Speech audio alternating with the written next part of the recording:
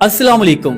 इस वीडियो को बड़े ध्यान से देखिएगा, बड़ी कमाल की वीडियो है। इस वीडियो में एक शख्स सबसे पहले अपनी फैमिली को एक कंफर्ट जोन में भेज देता है और खुद जितनी भी मुश्किलात होती है ना उसको पकड़ के रखता है। जब वो मुश्किलात को पकड़े हुए होता है ना तो पीछे से उसकी फैमिली उसको ताने मारती है, तुम हमें वक्त नहीं देते। पीछे से उसकी फैमिली ताने मारती है, तुम हमारी साइड क्यों नहीं आते, तुम हमारे पास क्यों नहीं बैठते, तुमने हमारे लिए क्या किया है। फिर अचानक क्या होता है, जब उसकी फैमिली इतनी बातें सुनाती है ना तो कुदरत की तरफ से, नेचर की तरफ से उसकी फैमिली एक गरे में गिर जाती है। जब वो गरे में गिरती है ना फिर वो चीखती है, लेकिन तब तक वो शख्स उनकी बातें सुन सुन के, उनके ताने सुन सुन के पत्थर बन चुका होता है। तब वो शख्स अपने हाथ खड़े कर देता है। जब वो अपने हाथ खड़े करता है ना तो फिर उस घर पे मुश्किलात का पहाड़ टूट पड़ता है। ये कहानी हमारी रोजमर्रा जिंदगी की है,